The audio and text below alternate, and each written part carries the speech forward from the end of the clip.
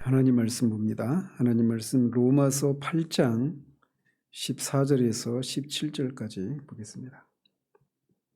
로마서 8장 14절에서 17절까지 같이 읽겠습니다. 무릇 하나님의 영으로 인도함을 받는 사람은 곧 하나님의 아들이라. 너희는 다시 무서워하는 종의 영을 받지 아니하고 양자의 영을 받았으므로 우리가 아빠 아버지라고 부르짖느니라. 성령이 친히 우리의 영과 더불어 우리가 하나님의 자녀인 것을 증언하시나니 자녀이면 또한 상속자 곧 하나님의 상속자요 그리스도와 함께한 상속자니 우리가 그와 함께 영광을 받기 위하여 고난도 함께 받아야 할 것이니라. 아멘.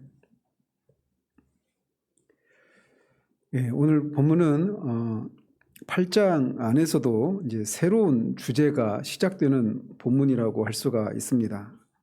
따라서 이제 오늘 본문에서 말하고 있는 한 절 한 절에서 말하고 있는 내용이 무엇인가를 구체적으로 살피기 전에 오늘 본문이 8장 이 전체 문맥 속에서 어떤 위치를 차지하고 있는지를 살펴보도록 합니다.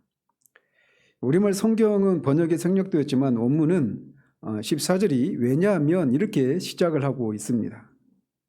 즉 이 14절부터 시작되는 17절까지가 새로운 주제를 다루고 있긴 한데 왜냐하면 이라고 한 말로 시작을 하고 있어서 앞에서 진술해왔던 이런 것들과 전혀 상관없이 이 본문이 그냥 동떨어진 어떤 독립적인 그런 주제를 다루고 있는 것이 아니라고 하는 것을 우리가 알 수 있습니다.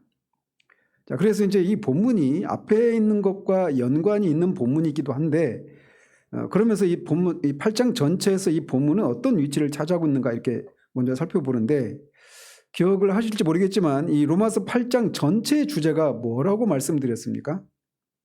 구원의 확신에 관한 것입니다. 신자의 구원은 절대적으로 완전하고 안전하고 확실하다라고 하는 것을 이 8장 전체에서 다루고 있는 가장 핵심적인 주제라고 할 수가 있습니다. 신자의 영혼만이 아니라 그의 몸 역시 최종적으로 완전하게 영화롭게 될 것입니다. 사실 사도가 이 로마서에서 신자의 구원이 이렇게 절대적으로 안전하다라고 하는 것을 확실하다라고 하는 것을 8장에 와서 비로소 시작된 것이 아니라 사실은 앞에 5장 1절에서부터 시작이 되었다라고 말씀을 드렸습니다. 거기서는 이렇게 표현을 했어요. 그러므로 우리가 믿음으로 의롭다 하심을 받았으니 우리 주 예수 그리스도로 말미암아 하나님과 화평을 누리자. 또한 그로 말미암아 우리가 믿음으로 서 있는 이 은혜에 들어감을 얻었으며 하나님의 영광을 바라고 즐거워하느니라 라고 말하고 있습니다. 즉 예수 그리스도를 믿음으로 말미암아 우리가 의롭다함을 받고 하나님과 화평을 이루었는데 그냥 거기서 끝나는 것이 아니라 칭의는 하나님과 화평을 이루게 해줄 뿐만 아니라 우리가 하나님의 영광을 즐거워할 수 있는 그런 위치에 서게 만들어준다라고 말씀하고 있는 거예요. 그러니까 하나님과 화평을 이루었을 뿐만 아니라 하나님의 영광을 우리가 즐거워한다. 이 얘기는 우리가 하나님 앞에서 안전하고 우리의 구원이 확실하다라는 것을 말해주는 그런 또 다른 표현이라고 할 수가 있습니다. 자, 이렇게 5장 1절 2절에서 이렇게 진술한 후에 사도 바울은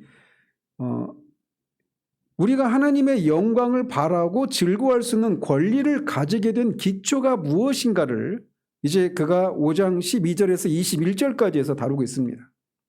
우리가 하나님과 화평을 이루고 하나님의 영광을 즐거워할 수 있는 그렇게 된 그런 기초가 무엇이냐라고 하는 것을 5장 12절부터 21절까지 해서 다루고 있는데 그것은 다른 것이 아니라 신자와 그리스도와의 연합 때문에 우리가 그런 위치에 이르게 되었다라고 말하고 있습니다.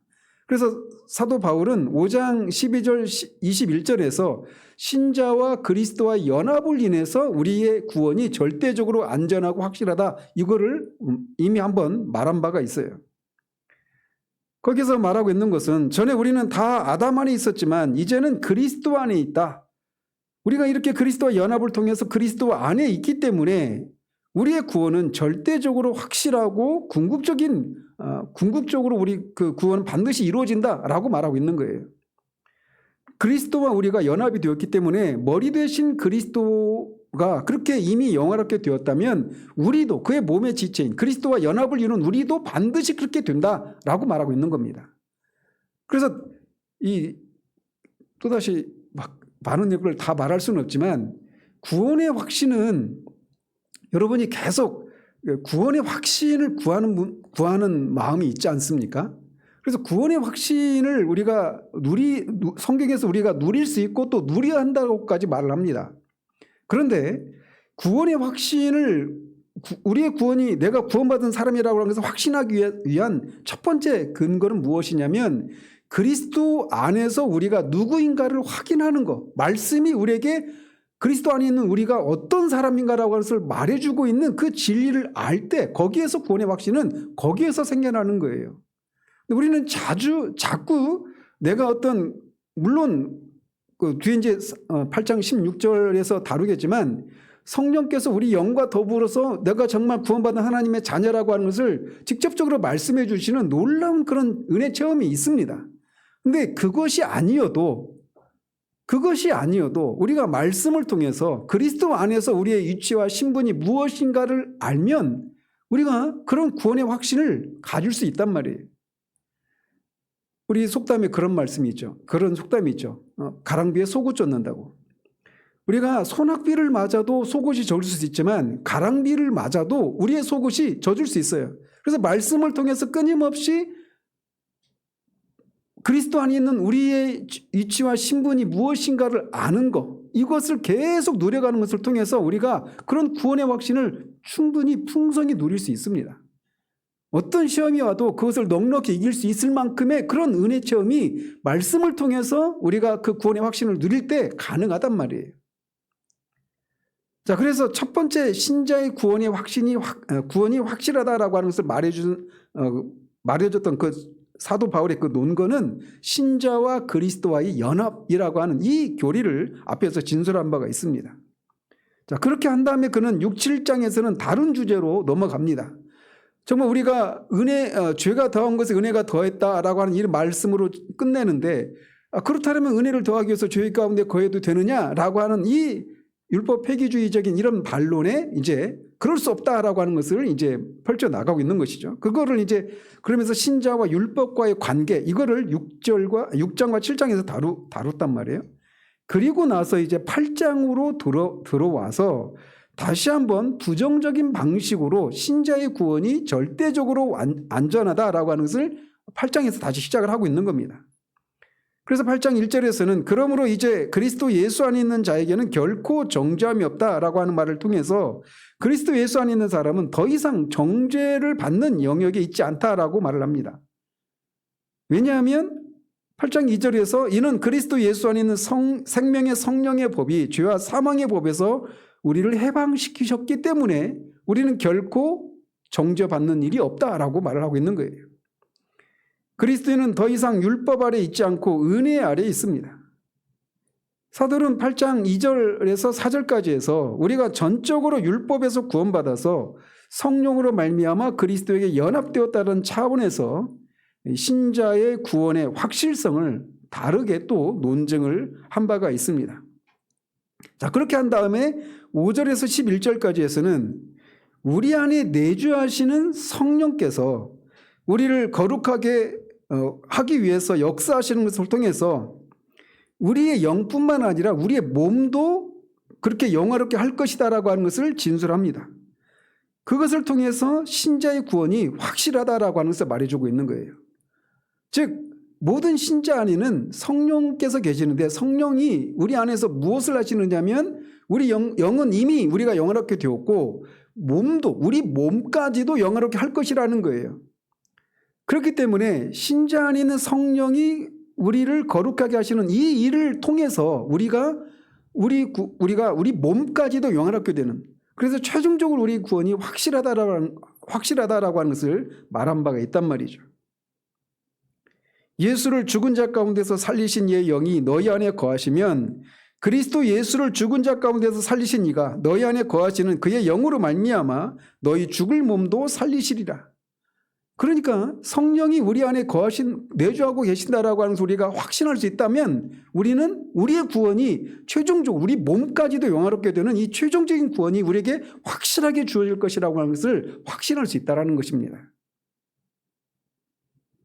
우리가 죄로부터 궁극적으로 완전하게 전적으로 구원받는 것은 성령의 내주하심으로써 보증이 되는 거예요. 만일 그리스도의 영이 우리 안에 없으면 우리는 그리스도의 사람이 아니라고 사도는 말합니다. 그렇지만 그가 우리 안에 계시면 우리는 그리스도의 것이 되었다라고 말을 하고 있는 거예요. 그러면서 몇 주 동안 살펴본 대로 성령께서 우리 안에 계시면 우리의 거룩함을 진척해 나가십니다. 구원의 전체적인 목적은 8장 4절에서 말하는 것입니다.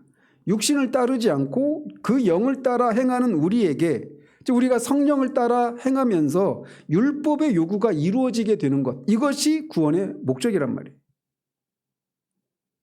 이렇게 우리가 우리의 구원이 절대적으로 확실하다라고 하는 것을 확신할 수 있는 또 다른 근거는 말씀드린 것처럼 성령이 우리 안에 거하고 계시다라고 하는 이 사실에서 우리가 그것을 확신할 수 있어요.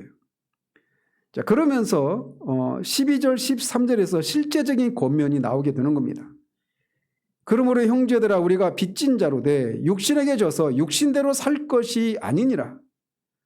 즉 그가 12절 앞에서 이렇게 진술한 이 모든 진리에 비추어 볼 때 우리는 육신에 대해서 빚진 자들이 아니라는 겁니다. 더 이상 우리는 육신에 속하지 않은 그런 사람이라는 거예요. 따라서 우리는 육신을 따라서 살 사람들이 아니다라고 말하고 있는 겁니다. 그렇게 우리가 육신을 따라 행하는 것은 우리의 새로운 신분에 맞지 않는 것이다라고 하는 것을 말해주고 있는 거예요. 그러면 우리는 어떻게 해야 되느냐? 13절에서 영으로서 몸의 행실을 죽여야 된다, 이렇게 말을 했던 겁니다. 자, 이렇게 사도는 8장에서 1절에서 4절까지 그리고 5절에서 13절까지 크게 두 부분으로 나눠서 신자의 구원이 절대적으로 확실하다라고 하는 것을 논증을 했습니다. 그러고 나서 이제 우리는 14절부터 17절까지 이어지는 새로운 주제로 들어오게 된 겁니다. 자, 그런데 앞에서도 말씀드린 대로 오늘 본문에서 다루는 이 주제가 지금까지 다루지 않았던 새로운 주제인 것은 맞지만 앞에 진술한 내용과 독립되어서 전혀 다른 내용을 그 앞에서 진술했던 것과 또는 8장 전체와 상관이 없는 그런 주제는 아니라는 겁니다. 그것은 14절이 왜냐하면으로 시작을 하고 있기 때문에 그래요. 자, 그렇다면 이 14절에서 시작되는 17절까지 이어지는 이 새로운 주제, 이 대목에서 다루고 있는 이 주제는 앞에 있는 내용과 어떻게 연결이 될까요? 바울은 앞에 13절에서 영으로서 몸의 행실을 죽이면 살리니 이렇게 말을 했습니다. 자, 그래서 그가 말하고 있는 것은 이런 식이에요. 즉 만일 우리가 영으로서 성령으로서 몸의 행실을 죽이고 있다면 그 사실은 뭘 의미하느냐? 성령이 우리 안에 계셔서 우리를 인도하고 계신다라고 하는 것을 의미하는 것이다, 이렇게 말을 한 거예요, 앞에서. 그리고 이렇게 몸의 행실을 죽이는 것을 통해서 우리가 성령의 인도를 받고 있다면 그 자체가 우리가 하나님의 아들들이라고 하는 증거라, 이렇게 14절에서 말을 하고 있는 겁니다. 무릇 하나님의 영으로 인도함을 받는 사람은 곧 하나님의 아들이라. 사도는 우리에게 영으로서 몸의 행실을 죽이라고 말했습니다. 그런데 그리스도인이 아니고서는 아무도 몸의 행실을 죽이지 못하고 영의 이런 인도하심에도 복종할 수가 없습니다. 따라서 몸의 행실을 죽이고 있다고 하는 사실은 우리가 영의 인도를 받고 있는 사람일 뿐만 아니라 우리가 하나님의 아들들이라고 하는 적극적인 증거가 된다. 이게 지금 14절에서 사도가 말하고 있는 그런 논거예요. 자, 이렇게 해서 그래서 이 14절 갑자기 하나님의 아들들이 된다, 이 양자됨의 교리인데 이 양자됨의 교리가 왜 앞에 있는 내용 어떻게 이어지는가, 이거를 말씀을 드린 거예요. 우리가 몸의 행실을 죽이는 일은 오직 영의 인도를 받는 사람만 가능한 거예요. 근데 우리가 영의 인도를 따라서 몸의 행실을 죽이고 있다면 그 사실은 또 뭘 의미하느냐? 이렇게 성령의 인도를 받고 있다는 그 사실은 우리가 하나님의 아들들이라고 하는 것을 말해주는 것이다. 이렇게 하면서 양자됨의 교리를 이제 끌어내고 있단 말이죠. 자, 그래서 보시는 것처럼 우리는 우리가 하나님의 양자가 되었다라고 하는 영광스러운 이 새로운 주제로 들어가게 되고 있는 겁니다. 여러분은 이런 사도가 이런 자신의 주장을 교리를 이렇게 전개해 가는 과정이 매우 논리적이다라고 하는 것을 읽히지 않습니까? 그냥 툭툭 아무런 앞에 있는 내용과 전혀 연결이 없이 그냥 독립적인 주제들을 툭툭 던지는 방식이 아니라 그 내용을 말하고 거기에 맞물려서 또 다른 주제를 이어가고 또 연결시켜서 또 다른 주제를 이어가는 이런 방식으로 매우 조직적인 방식으로 그리고 매우 논리적인 방식으로 이 신자에게 해당되는 진리를 그렇게 가르쳐주고 있는 것을 우리가 볼 수 있습니다. 이처럼 이런 사실에서 알 수 있는 것처럼 기독교는 맹목적인 종교가 아닙니다. 단지 어떤 영적인 체험을 하고 그것에 따른 종교적인 황홀경을 추구하는 그런 종교가 아닙니다. 기독교는 매우 논리적이고 거듭난 이성을 따라서 논리적으로 추론하고 그것을 우리의 삶에 적용하고 실천하는 그런 과정에서 그런 영광스러움을 경험하고 누리는 이런 종교가 기독교란 말이에요. 이렇게 기독교는 지정의 우리의 전 인격을 요구하는 그런 종교인 것입니다.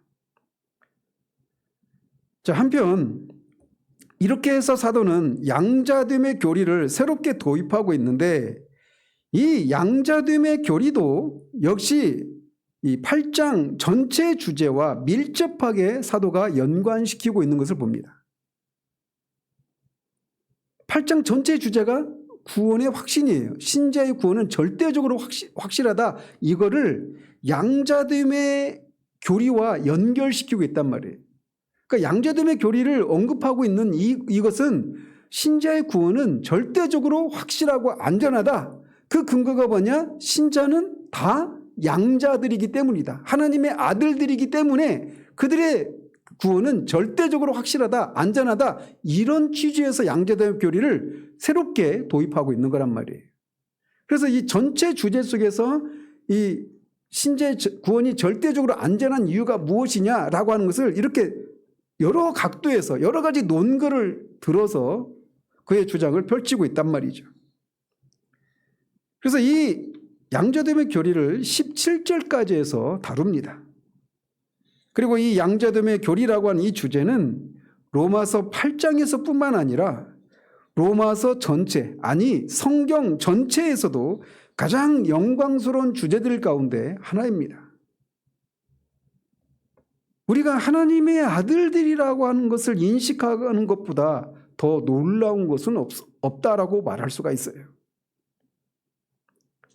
자, 한편 우리는 사도가 이 문단에서 양자됨의 교리를 다루고 있다라고 하는 것을 통해서 로마서 8장의 이 주요 주제가 성화가 아니라 구원의 확신에 관한 것이라고 하는 것을 다시 한번 확인하게 되는 겁니다. 물론 앞에 우리가 몇 주 동안 살펴봤던 것처럼 몸의 행실을 죽이라고 하는 것은 성화와 관련된 거죠.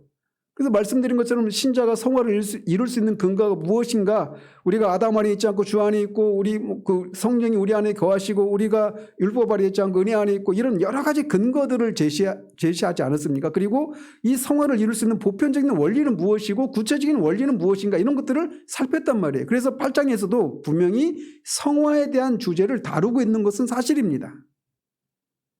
그럼에도 불구하고 이 몸의 행실을 죽이는 것이 성화와 관련된 것이기는 하지만 그것은 일종의 부수적인 것이다. 부수적인 주제다. 이렇게도 말할 수 있단 말이에요. 이 성화를 부수적이다 이렇게 말하는 이유는 성화는 언제나 어떤 사실에 따른 부산물이기 때문에 이렇게 말을 하는 겁니다. 우리는 성화를 이루어야 합니다. 그러나 성화 그 자체를 목적으로 삼게 되면 큰 실패를 경험하게 됩니다. 그런데 많은 경우에 성화 자체를 목적으로 삼고 있는 경우들이 많아요. 우리가 죄를 죽여야 되는 거 맞습니다. 그리고 우리가 실제적으로 성화를 이루어야 되는 거 맞아요. 그런데 성화를 이루는 것 그 자체가 목적이어서는 안 된다라는 겁니다. 안타깝게도 많은 경우에 성화 자체를 목적으로 삼고 있는 사람들이 있어요.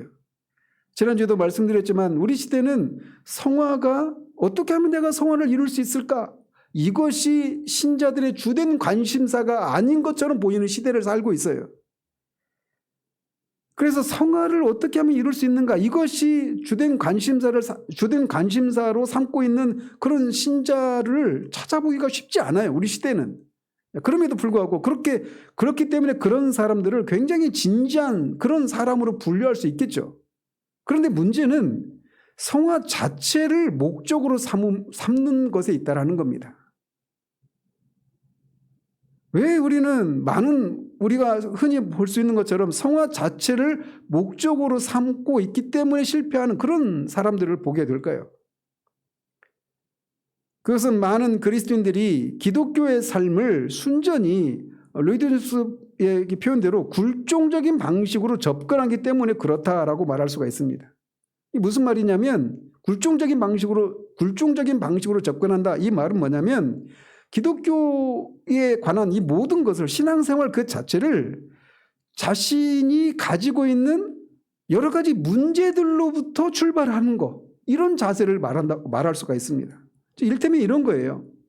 나는 그리스도인이라고 생각하고 나는 구원받은 사람이라고 생각하는데 왜 내 안에는 그런 구원받은 사람으로서의 그런 열매들이 풍성히 나타나지 않을까?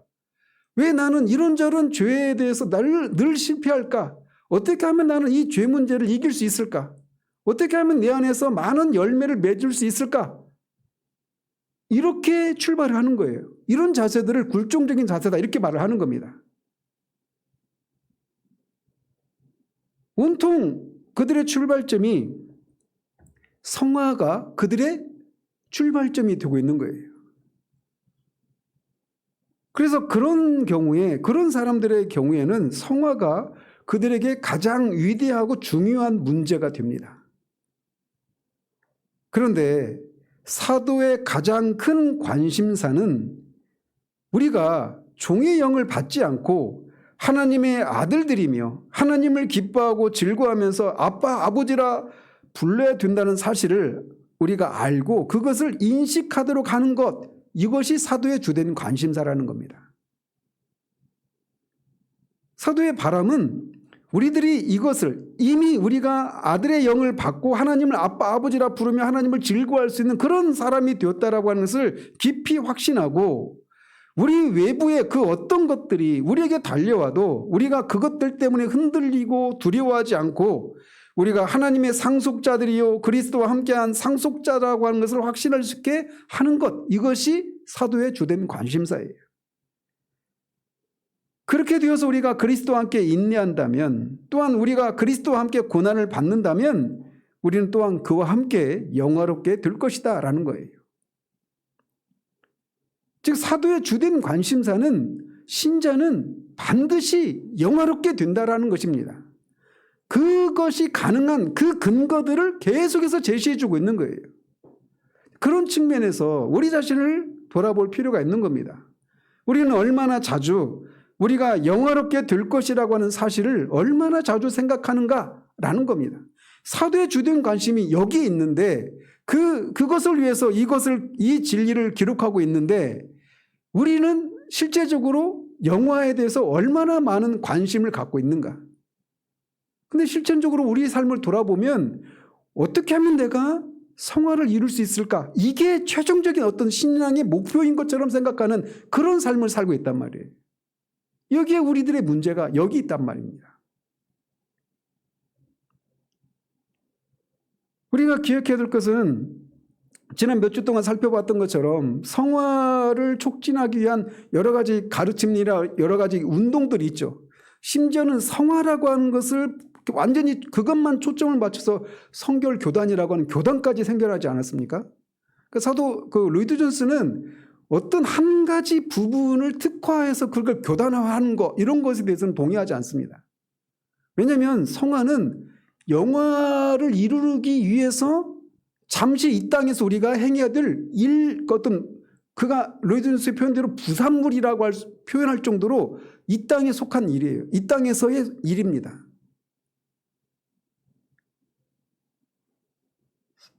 성화는 영화로 인도되는 과정의 한 부분에 불과합니다. 사도의 관심은 언제나 우리의 최종적인 구원인 영화에 있습니다. 그래서 앞에 5장 2절을 언급해드린 것처럼 또한 그로 말미암아 우리가 믿음으로 서 있는 이 은혜에 들어감을 얻었으며 하나님의 영광을 바라고 즐거워하느니라. 우리가 영화롭게 된 상태에서 우리가 해야 될 일이 뭘까요? 하나님의 영광을 바라보고 즐거워하는 거예요. 이것이 근데 우리가 이렇게 이미 되었다라고 말하고 있단 말이에요. 그리고 뒤에 이제 살피겠지만 8장 30절에서도 또 미리 정하신 그들을 또한 부르시고 부르신 그들을 또한 의롭다 하시고 의롭다 하신 그들을 또한 영화롭게 하셨느니라 라고 말하고 있습니다. 여기에 성화가 없어요. 그럼 성화가 필요하지 않느냐? 아닙니다. 바로 이런 사실에서도 알 수 있듯이 사도의 주된 관심사는 성화가 아니라 최종적인 구원인 영화에 있다라고 하는 것을 알 수 있어요. 영화롭게 이미 되었어요. 그렇기 때문에 그 영화롭게 된 자들이 그 신분에 맞도록 준비하는 과정, 준비시키는 과정, 이게 성화인 거예요. 그러니까 우리가 그 앞에 당장 눈앞에 있는 이 문제, 현실적인 문제에 막 집착하다가 더 궁극적이고 더 원대한 그 계획과 목적을 잃어버리는 그런 우를 범하는 것처럼 우리의 신앙에서도 그런 우를 범하기가 쉽단 말이에요. 성화를 이루는 보편적인 원리에 대해서 말씀드릴 때도 그 여러 가지 원리들 말씀드렸잖아요. 그 중에 하나가 뭐냐면 우리의 궁극적인 구원의 목적을 인식해야 된다고 말씀드렸던 이유도 바로 여기 있는 겁니다.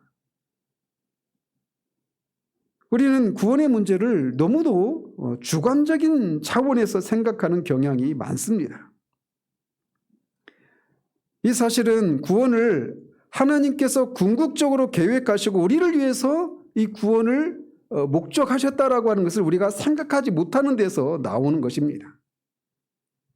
하나님이 세우신 영원전에 세우신 구원의 궁극적인 목표는 우리가 영화롭게 되는 거예요. 거룩하게 되는 것은 우리를 기다리는 그 영광을 위한 준비 과정인 겁니다. 사도가 이 로마서 8장 전체에서 주로 관심을 두고 있는 것이 바로 이 영화의 문제입니다. 그 영화 안에는 우리의 몸까지 포함되는 거예요. 우리의 모든 것이 영화롭게 될 겁니다. 그리스도 안에 있는 자들은 이미 영화롭게 되었다라고까지 그렇게 말을 하고 있는 거란 말이에요.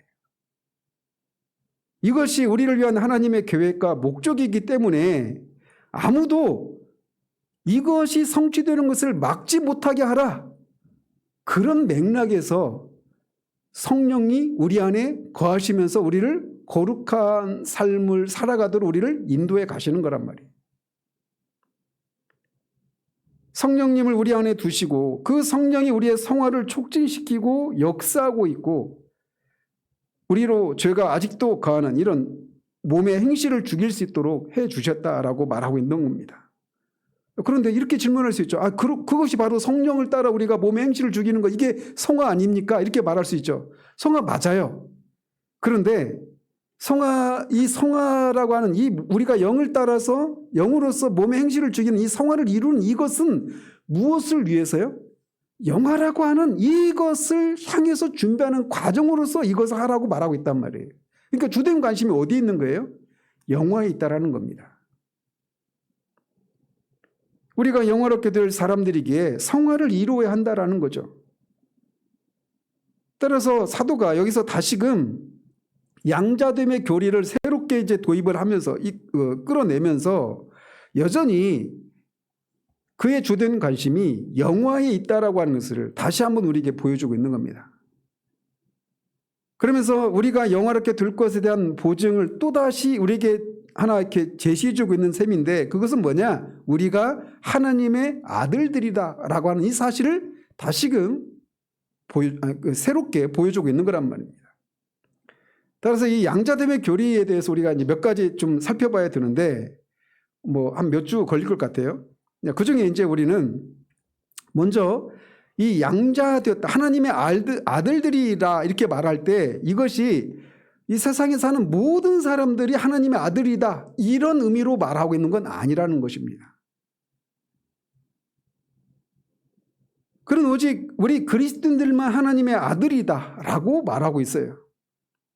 또 우리는 양자가 되었다라고 하는 것이 무엇을 의미하는지, 그리고 양자가 되었다고 하는 것을 우리는 어떻게 확신할 수 있는지, 양자가 된 사람들이 누리는 특권이 무엇인지, 이런 것들을 우리가 몇 주에 걸쳐서 살펴볼 겁니다.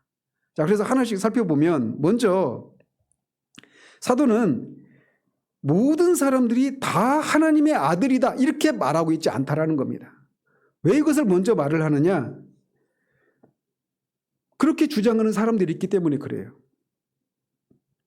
사도는 분명하게 무릇 하나님의 영으로 인도함을 받는 사람은 곧 하나님의 아들이라라고 말을 합니다. 그런데 어떤 사람들은 성경이 모든 사람이 하나님의 자녀라고 가르친다 이렇게 말하는 사람들이 있어요. 즉 그들은 하나님의 어떤 보편적인 아버지 되심, 보편적인 부성과 모든 사람이, 그래서 모든 사람들은 다 보편적으로 다 형제 자매들이죠. 사회 동포 이런 표현들이 그것을 말해주는 거예요. 자, 그러면서 또 어떤 사람 이제 같은 것을 이런 식으로 표현합니다. 뭐냐면 보편 구원론이 바로 이런 것을 말해주는 거예요. 즉 모든 사람이 구원을 받을 것이다라고 한 이런 가르침 역시 사도가 여기서 하나님의 아들이다라고 말할 때 그것이 의미하는 거다 이렇게 주장하는 사람들이 있습니다. 그래서 그들은 그렇게 말을 해요. 보편 구원론자들은 사람을 구원받는 자와 구원받지 못한 자로 구분해서는 안 된다라고 말을 합니다. 왜냐하면 하나님은 모든 사람의 하나님이요, 모든 사람은 하나님의 자녀이고 모든 사람은 다 형제들이기 때문이다 이렇게 말을 합니다. 그래서 그들은 구원은 다 보편적으로 모든 사람이 구원을 받을 것이라는 거예요. 믿는 사람이든 믿지 않는 사람이든 다른 종교를 가진 사람이든 아닌 사람이든 다 구원받는다고 말을 합니다. 심지어는 타락한 천사도 구원받을 것이다라고까지 말을 합니다. 이런 주장은 순전히 인간적으로 어떤 철학적으로 생각한 결과입니다. 그들은 하나님은 사랑이시기 때문에 결코 어떤 사람을 영원한 지옥의 형벌로 심판을 하시는 분이 아니시다라고 말을 하죠. 김학철 교수나 이런 분들이 그런 얘기를 하는 거예요. 지옥은 없다라고까지 말하지 않습니까? 철학자들은 하나님이 사랑이시기 때문에 그가 창조한 인류를 그렇게 영원한 그런 지옥에서 형벌을 받도록 하실 수가 없다 이렇게 말을 하는 겁니다. 그들이 그런 주장을 하면서 많이 인용하는 구절은 사도행전 17장 25절에서 29절까지에 나오는 내용입니다. 거기 보면 아테네에 가서 사도 바울이 설교를 하죠. 그 중에 너희 시인 중 어떤 사람들의 말과 같이 우리가 그의 소생이라 하니 이와 같이 하나님의 소생이 되었은즉 이런 말을 해요. 그래서 그들의 주장, 이 사도가 이렇게 말을 인용하고 있는 것처럼 모든 인간이 다 하나님의 소생, 하나님의 자녀들이다라고 말하고 있단 말이에요. 또 히브리서 12장 9절에 보면 하물며 모든 영의 아버지께 더욱 복종하며 살려 하지 않겠느냐라고 하는 말씀에서도 모든 사람은 다 영이 있죠. 근데 모든 영의 아버지라는 얘기는 모든 사람이 하나님이 모든 사람의 아버지다. 그러니까 모든 사람은 하나님의 자녀다. 이렇게 논리를 펴니다. 또 야고보서 1장 17절에서도 변함도 없으시고 회전하는 그림자도 없으신 빛들의 아버지 이렇게 말을 해서 모든 사람은 다 이 하나님의 자녀다 이렇게 주장을 해요. 그렇지만 이 인용해드린 이런 구절들은 오직 하나님이 창조와 섭리 안에서 모든 사람들과 맺으시는 관계를 언급할 때 그렇게 말을 하는 겁니다. 구속의 차원에서 이렇게 말씀하고 있는 게 아니에요. 하나님은 모든 인간의 창조주이십니다. 그런 의미에서 하나님은 모든 사람의 영의 아버지이신 것은 사실입니다. 모든 사람이 하나님의 자녀들인 것은 사실이에요. 창조의 차원에서만 보면. 그렇지만 사도가 여기서 로마서에서 말하는 14절, 17절까지 해서 말하고 있는 하나님의 아들이라고 하는 개념은 구속의 차원에서 그리스도를 통해서 하나님과 특별히 맺은 이런 아버지와 자녀와의 관계를 말하는 것이다라는 것입니다. 성경은 오히려 하나님의 자녀와 세상의 자녀를 날카롭게 구분하고 있습니다. 이를테면 요한복음 1장 12절에 영접하는 자, 곧 그의 이름을 믿는 자들에게는 뭐가 되는 권세를 주셨다 말합니까? 하나님의 자녀가 되는 권세를 주셨다라고 말합니다. 근데 하나님의 자녀가 되는 권세는 모든 사람에게 주셨다 이렇게 말하지 않죠? 어떤 사람에게만? 영접하는 자에게만, 예수 그리스도를 하나님의 아들이요 유일한 구세주라고 하는 것을 믿고 그분을 영접하는 자에게만 하나님의 자녀가 되는 특권을 주셨다라고 말하고 있는 겁니다. 그런 사람만 양자가 되는 거예요. 또 로마서 그 8장 15절에도 너희는 다시 무서워하는 종의 영을 받지 아니하고 양자의 영을 받았으므로 우리가 아빠 아버지라고 부르짖느니라 라고 말합니다. 자, 여기서 지금 말하고 있는 너희는 누굽니까? 너희는 예수 그리스도를 믿고 그리스도 안에 있는, 그래서 그리스도의 영인 성령을 소유하고 있는 사람들, 즉 그리스도인을 가리켜서 너희라고 말하고 있는 겁니다. 구분하고 있단 말이죠. 또 요한복음 8장에 보면 예수님이 유대인들과 논쟁을 하는 장면이 나옵니다. 그럴 때 그들은 하나님이 이제 그들을 향해서 주님이 이렇게 말씀하셔요. 하나님이 너희 아버지였으면 너희가 나를 사랑하였으리니 이렇게 말씀하십니다. 그러니까 다시 말하면 이 말씀을 통해서도 주님은 믿지 않는 유대인들을 뭐라고 말하고 있는 거예요? 그들이 하나님이 그들의 아버지가 아니다. 다른 말로 말하면 그들이 하나님의 아들들이 아니다. 자녀가 아니다. 이런 말씀이죠. 그러면서 44절에서 뭐라고 말씀하시냐면 너희는 너희 아비 마귀에게서 났으니 너희 아비의 욕심대로 너희도 행하고자 하느니라 이렇게 말합니다. 믿지 않는 이 유대인들을 가리켜서 주님은 마귀의 자식이라고 말하고 있는 거예요. 그래서 하나님의 자녀와 세상의 자녀를 성경은 날카롭게 분류하고 있단 말이죠. 이처럼 뭐 다른 구절도 많이 있지만 이런 구절들을 통해서 우리가 알 수 있는 것처럼 하나님의 자녀와 세상의 자녀 간에는 명확한 구분이 있습니다. 그래서 여기서 말하는 하나님의 아들들은 모든 세상 사람들을 가리키는 것이 아니다라는 사실이에요. 자, 그런데 여기서 말하는 하나님의 아들들이 분명히 그리스도인만을 가리킨다라고 하는 것에는 동의를 하는데 그것을 믿는 사람들 중에도 하나님의 자녀와 하나님의 아들이 구분된다 이렇게 가르치는 사람도 있습니다. 그래서 모든 그리스도인은 하나님의 자녀이지만 그 가운데 일부만 하나님의 아들이다 이렇게 가르치는 사람들이 있어요. 이를테면 그들은 마태복음 5장 9절에 화평하게 하는 자는 복이 있나니 그들이 하나님의 아들이라 일컬음을 받을 것이며 라고 하는 구절을 들어서 말을 합니다. 그들은 주장하기를 여기서 이 주님으로부터 이 말씀을 듣고 있는 사람들은 신자라는 겁니다. 그래서 일단 이들은 하나님의 자녀들이다 라고 말하고 있어요.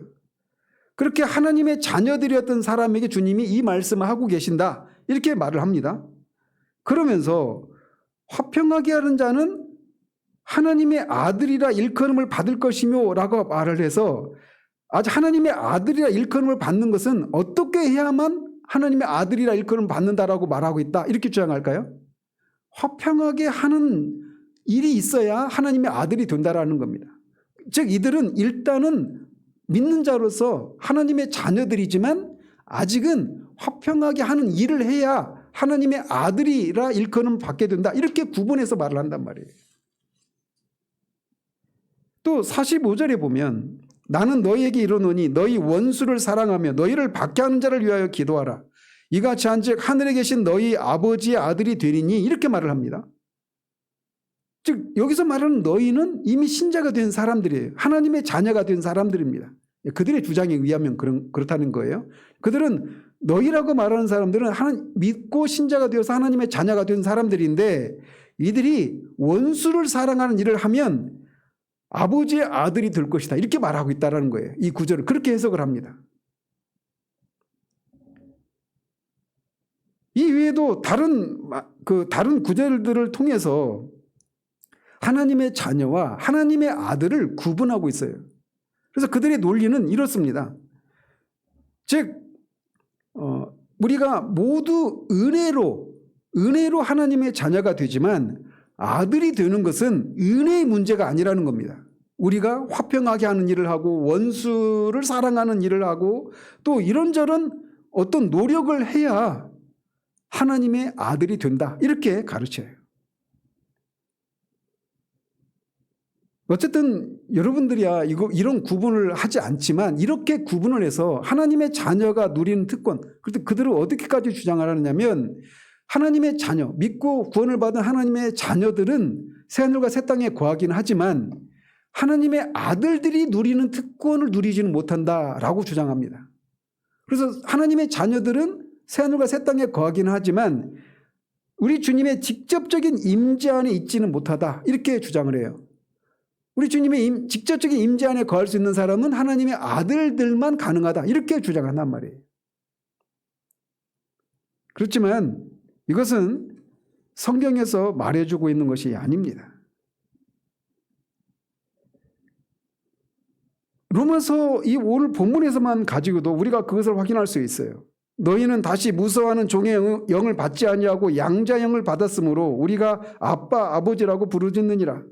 성령이 친히 우리 영으로 더불어 우리가 하나님의 자녀인 것을 증거하시나니 자녀이면 또한 상속자 곧 하나님의 상속자요 그리스도와 함께한 상속자니라고 말합니다. 자, 여기서 하나님의 자녀 또 하나님의 아들이 한 구절에서 교차적으로 사용되고 있죠. 근데 그 하나님의 자녀라고 말하는 사람, 하나님의 아들이라고 일컬어지는 이 사람은 한마디로 너희라고 하는 사람입니다. 너희라고 부르고 있는 사람. 여기서 말하는 너희는 모든 그리스도인을 가리키는 거예요. 이 편지를 받고 있는 모든 1차적으로는 로마에 있는 성도들이고 우리 이후에 이 말씀을 입고 구원받은 모든 신자들을 향해서 너희라고 말하고 있는 거예요.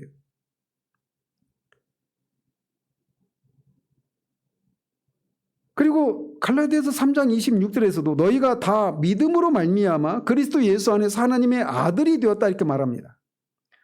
그 하나님의 자녀가 된 다음에 어떤 순종을 통해서 어떤 놀라운 영적인 체험을 통해서 하나님의 아들이 된다 이렇게 가르치는데 그들의 논리에 따르면 너희가 다 믿음으로 말미암아 그리스도 예수 안에서 하나님의 아들이 되었으니라고 말을 해야 됩니까? 하나님의 자녀가 되었으니 이렇게 말을 해야 됩니까? 잘 보십시오. 너희가 다 믿음으로 말미암아 그리스도 예수 안에서 하나님의 그들의 논리에 따르면 하나님의 자녀가 되었으니 이렇게 말을 해야 되잖아요. 근데 여기서는 하나님의 아들이 되었으니 이렇게 말을 한단 말이에요. 그래서 하나님의 자녀가 되는 것이나 하나님의 아들이 되는 것은 다른 내용이 아니라는 겁니다. 성경은 이거를 교차적으로 사용을 합니다.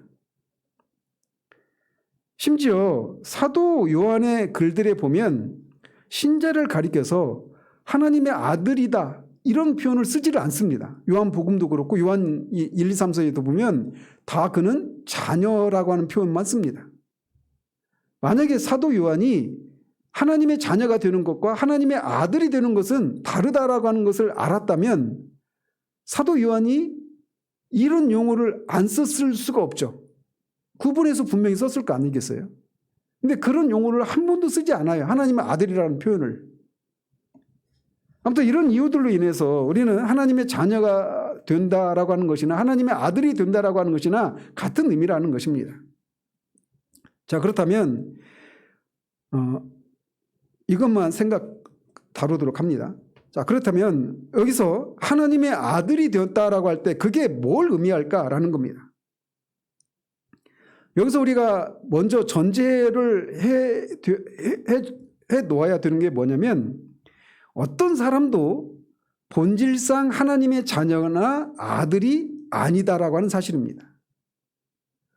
어떤 사람도 본질상 하나님의 자녀이거나 본질상 하나님의 아들인 사람은 없어요. 우리는 다 아담의 자녀들입니다. 혈통적으로 우리는 다 아담의 자녀들이에요. 그래서 아담의 타락한 본성을 가지고 태어납니다. 그래서 다윗이 그래서 모태에서부터 내가 죄 중에 잉태했다라고 말을 하지 않습니까? 따라서 모든 인류가 하나님의 아들이라든지 하나님의 자녀들이다라고 말하는 아까 앞에서 살폈던 그런 내용은 전적으로 비성경적입니다. 우리는 본질상 하나님의 자녀라고 한 이런 것과는 너무나 거리가 먼 상태 가운데 있어요.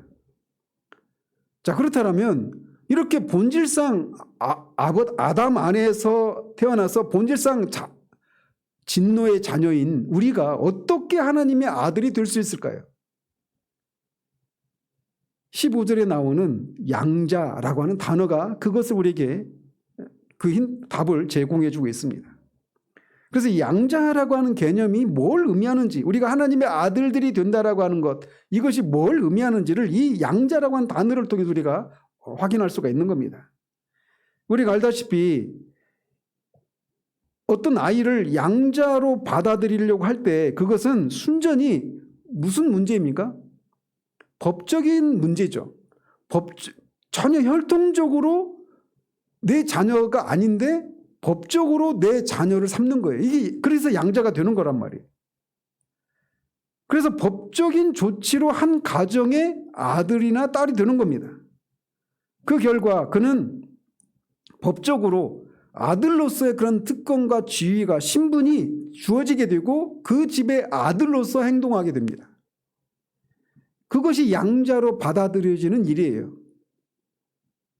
그런 것처럼 우리가 양자로 받아들이는 것, 이것도 하나님이 우리를 하나님의 가족으로 그렇게 입양해 주시는 것인데, 이게 전적으로 어떤 일이다?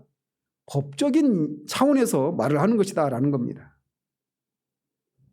우리를 양자로 받아들이는 것은 하나님의 법적인 조치예요. 이 법적인 조치다라고 하는 것을 딱 들을 때 여러분이 어떤 걸 먼저 떠올리게 돼요? 우리가 의롭다함을 받는다라고 하는 이 신칭이, 우리가 의롭다함을 받는다라고 하는 이 개념도 우리 안에 의의를 주입해서 우리가 본성이 의롭게 된 다음에 우리를 의롭다 하는 것이 아니라고 말씀드렸죠. 경건하지 않음에도 불구하고 그리스도의 의의를 우리에게 전가시켜 주셔서 우리를 의로운 자로 그렇게 법정적으로 선언해 주시는 사건, 이게 이 신칭이에요. 그런데 의롭다 하심을 받는 것, 칭의와 양자됨은 비슷하지만 구분되는 겁니다. 그런데 어쨌든 공통점이 있는데 이게 법정적인 조치라는 거예요. 하나님께서 법적으로 죄인을 의롭다고 인정하신다고, 의롭다 인정하신다고 선포하실 때, 그때 그 사람은 동시에 하나님의 가족의 이 양자로 맞아들이게 된다는 겁니다. 따라서 우리는 양자됨을 1차적으로는 하나님 편에서 행하시는 법적인 행동의 차원에서 양자됨을 인식을 해야 됩니다. 자, 이 사실이 매우 중요한 거예요. 앞에서도 말씀드렸죠. 이 양자됨도 8장 전체의 주된 관심사를 다루는 과정 가운데 이것을 언급하고 있다고. 8장 전체의 주제가 뭐라고요?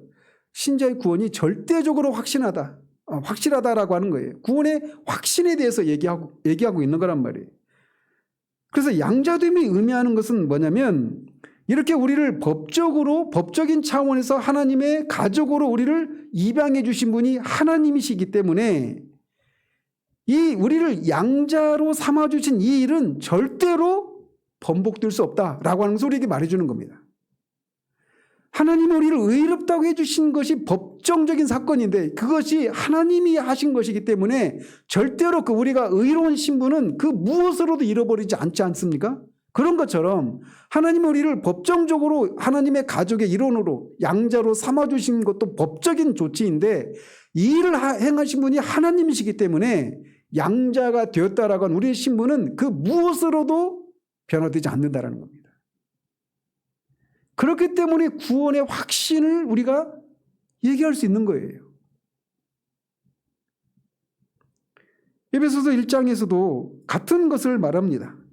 찬송하리로다 하나님 곧 우리 주 예수 그리스도의 아버지께서 그리스도 안에서 하늘에 속한 모든 신령한 복을 우리에게 주시되 곧 창세전에 그리스도 안에서 우리를 택하사 우리로 사랑 안에서 그 앞에 거룩하고 흠이 없게 하시려고 그 기쁘신 뜻대로 우리를 예정하사 예수 그리스도로 말미암아 자기의 아들들이 되게 하셨으니 이는 그가 사랑하시는 자 안에서 우리에게 거저 주시는 바 그의 은혜의 영광을 찬송하게 하려는 것이라 라고 말합니다.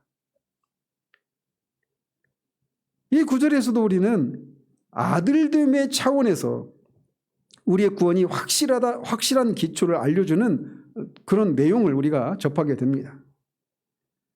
이렇게 그리스도 안에서 우리를 그리스도로 말미암아 하나님의 아들들이 되게 하신 분은 바로 하나님이십니다.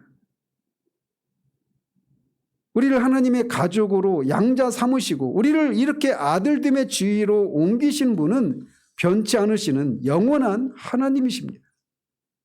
하나님이 이 일을 하신 거예요. 야고보 사도가 말하는 것처럼 그분은 회전하는 그림자도 없으신 빛의 아버지십니다. 그분이 우리를 의롭다 하셨을 뿐만 아니라 의롭다 하시고 우리를 양자로 삼아주신 거예요. 그렇기 때문에 이 조치는 불변합니다. 따라서 우리의 지위가 이렇게 예수 그리스도를 믿는 자들이 의롭게 되었을 뿐만 아니라 양자가 되었다라고 하는 것, 하나님의 법적으로 하나님의 아들들이 되었다라고 하는 것, 그리고 이것을 하신 분이 하나님이시기 때문에 이 조치는 절대로 변개될 수 없는, 변치 않는다라고 하면서 확신한다면 우리는 우리의 영화를 확신할 수가 있는 겁니다. 그리고 어떤 핍박과 시련이 우리를 향해서 다가와도 우리는 거기에 맞설 수 있어요. 왜? 그것들이 우리를 집어삼킬 수가 없습니다. 왜? 우리는 하나님의 아들들이니까. 하나님이 자신의 아들들을 지키지 못하신다면 하나님은 전능하신 분이 아니시게 되는 거예요. 더 나아가서 그리스도인이 하나님의 가족으로 이렇게 양자로 받아들였다라고 한 이 말은 그냥 법적인 차원에서만 그치지 않습니다. 그에게 어떤 일이 일어나는데 그게 뭐냐? 그의 성품의 변화가 생긴다라는 거예요. 그는 새로 태어납니다. 그는 영으로 난 사람입니다. 그래서 사도 요한은 하나님께로부터 난 자라고 한 이런 표현을 즐겨 사용하고 있죠.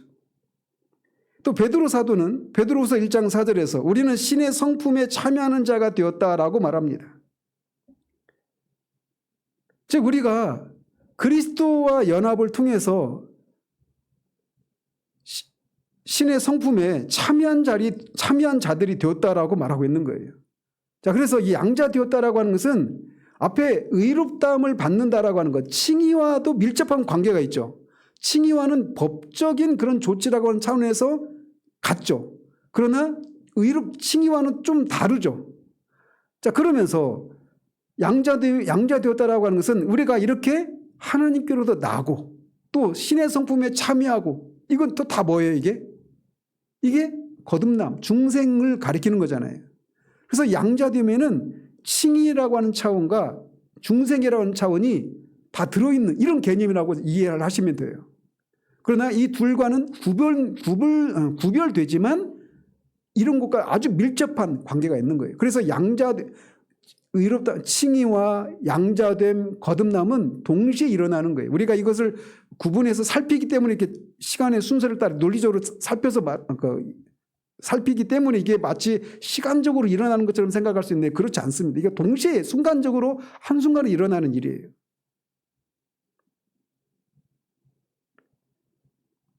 그래서 그리스도인을 이렇게 헨리 스쿠갈이라고 하는 청교도 목사가 그렇게 표현하는 거예요. 그 책 제목, 우리 몇 주 전에 오신 분이 그 책을 읽고 막 그 자신의 영혼의 상태를 이렇게 돌아보게 됐다 이렇게 말씀을 하시지 않아요?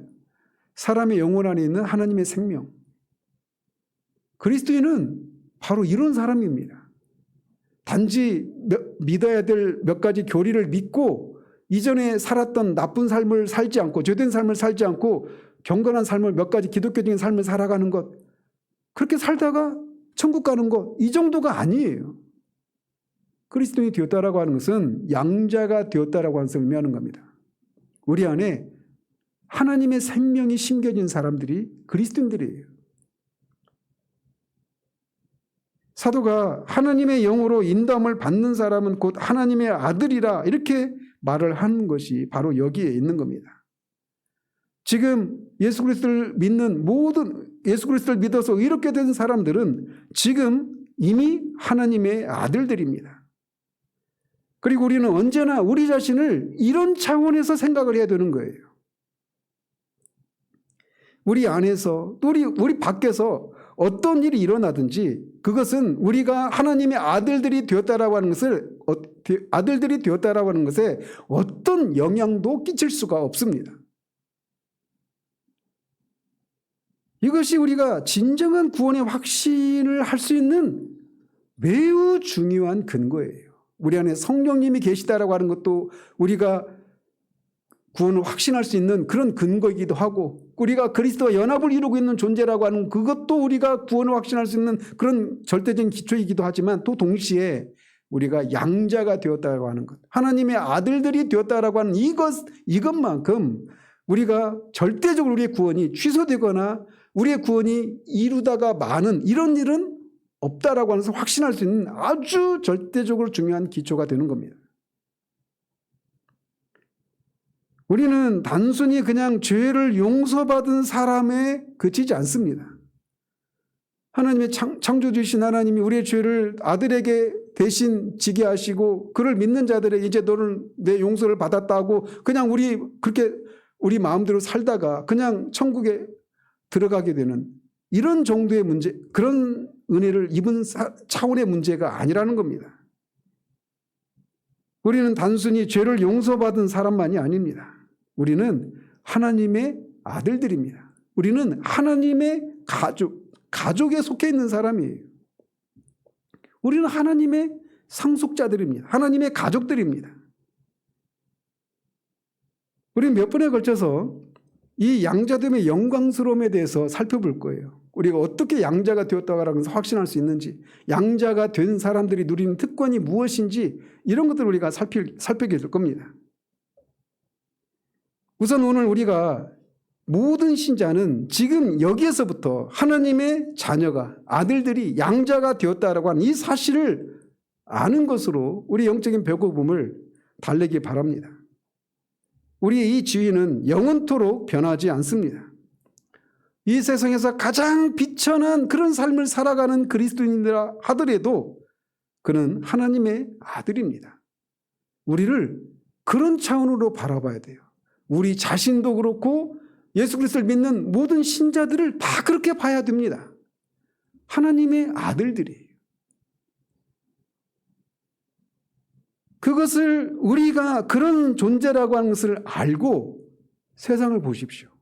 세상은 요동하고 각종 그런 흉흉한 소식들이 들리고 그 속에서 우리가 어떻게 이 난관을 헤쳐나갈까라고 하는 이런 두려움들이 우리 가운데 밀려옵니다. 그러나 그런 속에서도 우리가 하나님의 자녀라고 하는, 하나님의 아들들이 되었다라고 하는 이 사실을 우리가 붙들고 있다면 우리는 그 세상이 우리를 어떻게 하지 못한다라고 하는 것을 알고 공포와 두려움에 시달리지 않게 됩니다. 그렇게 우리가 세상을 이길 수 있는 사람이에요. 세상을 이기면 이것이니 우리의 믿음이다라고 사도 요한은 말합니다. 근데 이 믿음은 우리가 하나님의 아들이라고 하는 것을 알도록 해주는 것이 믿음이에요. 그 하나님의 아들이라고 하는 것을 아는 믿음, 이것이 우리가 세상을 이길 수 있는 힘이 거기서 나온다라는 겁니다. 그런 의미에서 우리가 하나님의 아들이 되었다라고 하는 것의 이 영광스러움을 늘 견지하고 살아가야 합니다. 그리고 이 하나님의 아들이라고 하는 이 사실을 우리가 아는 것, 이것은 우리가 절대적으로 그 무엇으로도 우리의 구원을 잃어버리지 않는다라고 하는 것을 보장해 주는 것이라고 하는 것을 또 기억하는 우리들 되기를 바랍니다.